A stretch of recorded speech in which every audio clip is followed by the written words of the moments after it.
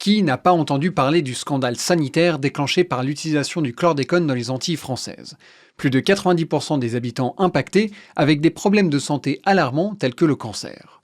Les effets du chlordécone peuvent durer plus de 700 ans et empêchent l'utilisation de sources d'eau dont certaines sont fermées.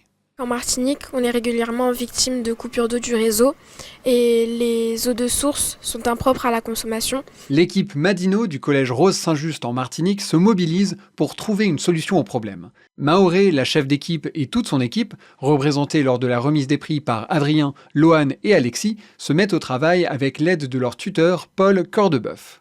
Nous avons créé un filtre eau par gravité à médias séparés qui n'utilise aucune source d'énergie ou de produits chimiques. On met directement l'eau tout en haut du filtre et elle va s'écouler jusqu'au réservoir. Donc on a d'abord notre céramique poreuse.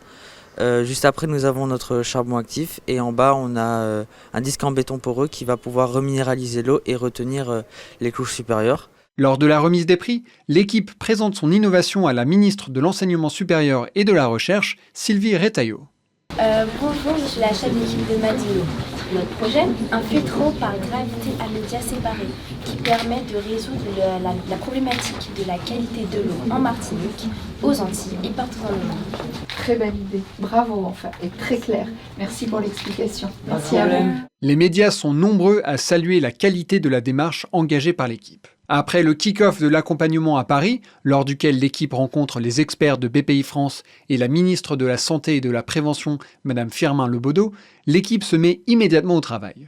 Elle crée une association afin de pouvoir recevoir des financements pour développer son innovation et participe à de nombreuses rencontres afin de présenter sa solution, notamment avec les membres du MEDEF Martinique. Elle obtient surtout le soutien du président du conseil exécutif de la collectivité territoriale de Martinique, Serge Letchimy, qui prend l'engagement de soutenir techniquement et financièrement le projet. Elle se concentre aussi sur la priorité: prouver scientifiquement que le filtre par gravité à médias séparés élimine bien le chlordécone de l'eau. Suivant les conseils des experts du comité scientifique chlordécone, l'équipe effectue en décembre 2023 des prélèvements dans un cours d'eau, qu'ils filtrent dans leur système et qui sont immédiatement envoyés au laboratoire spécialisé Terranadrome en France métropolitaine afin d'être analysés. Après 2 mois d'attente, les résultats arrivent enfin en février 2024. Ils sont encore meilleurs que ce que l'équipe espérait. L'un des cours d'eau sur lesquels ils ont effectué leur prélèvement contenait 77 fois plus de chlordécone que le seuil autorisé. Après filtration, plus rien, pas une trace. Encore mieux, le filtre Madino enlève toutes les molécules de pesticides présentes dans l'échantillon. C'est cette bonne nouvelle que l'équipe partage avec vous aujourd'hui en avant-première et qu'elle présentera le 22 mars lors de la Journée mondiale de l'eau. Madino est en route pour atteindre son objectif d'être une solution durable au bénéfice de tous pour l'accès à une eau dépolluée.